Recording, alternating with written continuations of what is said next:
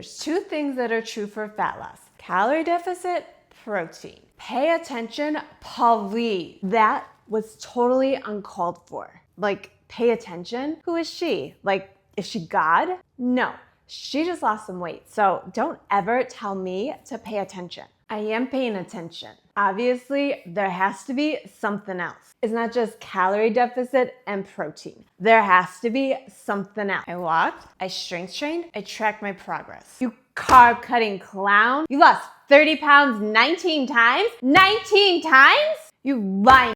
There's no way you lost 50 pounds eating more. Intermittent fasting, 1,200 calorie diets, detox teas. You fasted all day and cut out all sugar. You lying.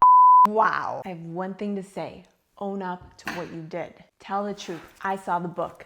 You only ate 1,000 calories, didn't you? Own up to what I did? The real truth about how I lost 50 pounds over 40 has nothing to do with crash diets or any of that other diet drama you see all over social media. In fact, I had to eat more to get my scale to move over 40. So if you're tired of complicated diet rules that never work, let me show you exactly what I did instead. As I demonstrated with all of that bad acting, sustainable fat loss really does come down to staying consistent with two core things. Number one, you gotta stay in a moderate calorie deficit. Number two, you gotta work on hitting your protein target most days. And the other things that we learned about in that outburst, walking, strength training, and tracking, those are all important parts of creating a sustainable calorie deficit and using that extra protein to build muscle. But you won't ever break free from this dramatic diet cycle if you don't quit falling for the fads that lead to constant drama on the scale.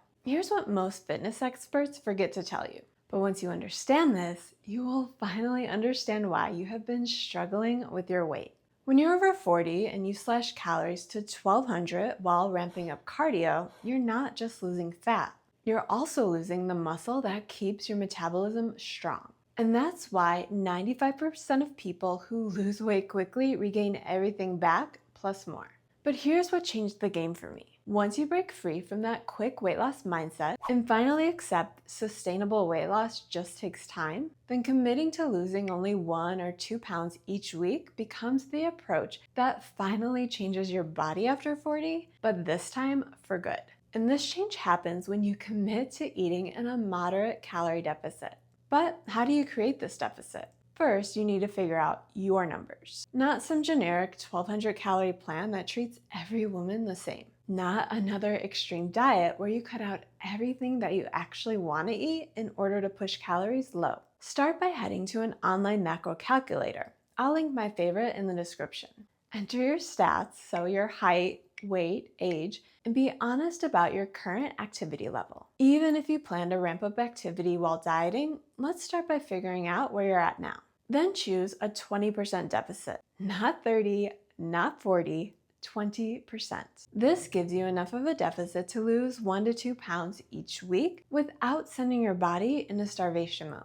When I first did this calculation, I was shocked. At 5'7", 200 pounds, and as someone who barely moved off the couch, mostly because I was told that just slashing carbs would get me to my goal, I could only eat 1,475 calories a day if my activity level remained sedentary, which is basically toddler portions. But here's where it gets interesting. If I wanted to eat more like an adult, then I had to add more activity, which is just basic fat loss math.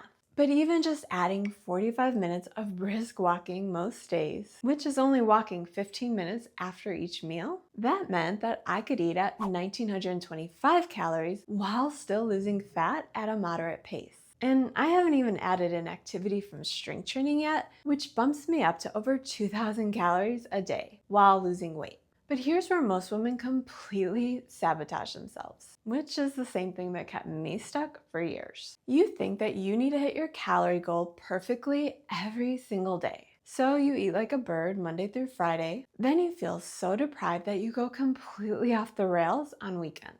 But starving yourself all week and eating whatever you feel like every weekend, that's the exact recipe to stay stuck exactly where you are. What actually works for consistent fat loss is staying in a consistent calorie deficit week to week, not day to day. So if your numbers are similar to mine, then Monday through Thursday, maybe you average 1,900 calories each day. Friday, you might go up to 2,100, and Saturday, you eat 2,300. Even though you ate more on the weekend, your weekly average is still right around 2,000.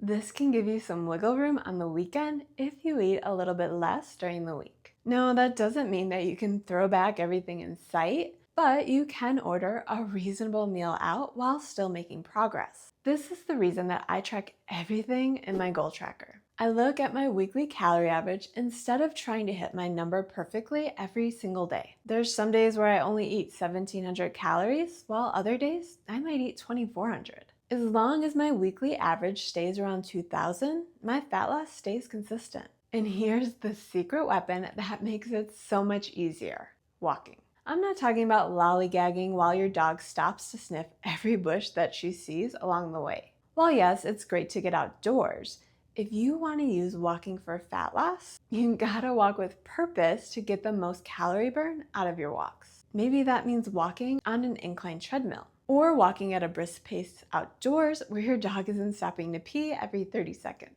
I'm not talking about those brutal cardio sessions that leave you exhausted and starving. I'm talking about getting 8 to 10,000 steps most days with a solid chunk coming from more purposeful walking.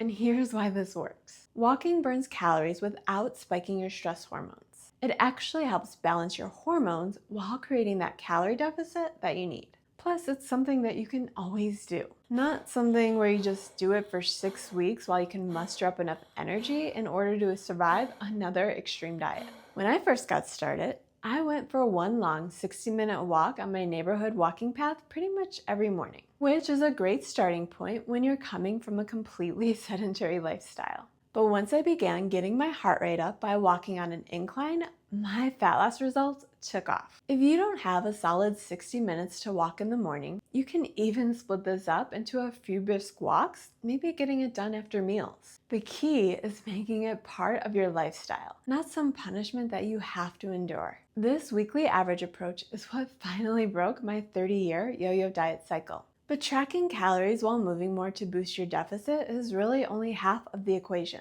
The other half is making sure that you're eating enough protein every day. But you're not just eating more protein because it's the trendy thing to do. Also, I'm not talking about a measly 50 grams each day that most women think is enough. I'm talking more like 50 grams per meal. Here's why protein is your secret weapon for fat loss. When I began upping my protein, I started working towards a goal of 150 grams most days. But you also have to remember that I am a fitness fanatic with an ADHD level of focus on one goal. So if you're not quite at my level, even working your way up to 100 or 120 grams per day, which is only 35 to 40 grams with each meal, that will help you get way better results on your fat loss plan. But saying that you'll eat 35 grams of protein with every meal and actually doing it are two different things, which is why I track protein in my goal tracker. I want to make sure that I'm staying consistent every day, not just the random days here and there that I decide to pay attention. Here's why protein is your secret weapon for fat loss. First, protein has the highest thermic effect of all macros. That means 20 to 30% of the calories you eat from protein are automatically burned just through digestion. So if you eat 120 grams of protein, your body burns an extra 96 to 144 calories just processing it. Compare that to fat, which only burns 0 to 3% of calories through digestion. When I was following keto and eating over 100 grams of fat most days, I was barely burning any extra calories. But now with higher protein, I'm burning an extra 100 plus calories a day just from switching up my macros. But here's why protein is even more magical. It helps build muscle. And muscle is metabolically active tissue that burns calories 24/7. For every pound of muscle you build, you burn an extra 5 to 7 calories per day, even just sitting on the couch. Which, I get it, that doesn't sound like a lot.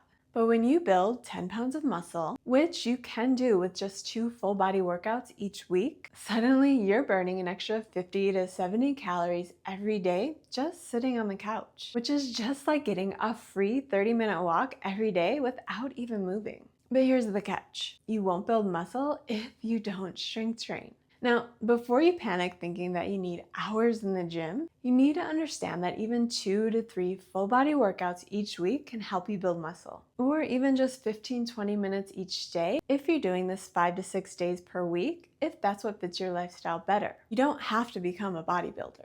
You just need to give your muscles a reason to stick around while you're losing fat. When I began strength training to lose 50 pounds, I did 3 45-minute sessions per week. And even though these days I do more compound lifts like squats, deadlifts, and presses, I didn't start there. I did what I could to build my strength training knowledge over time.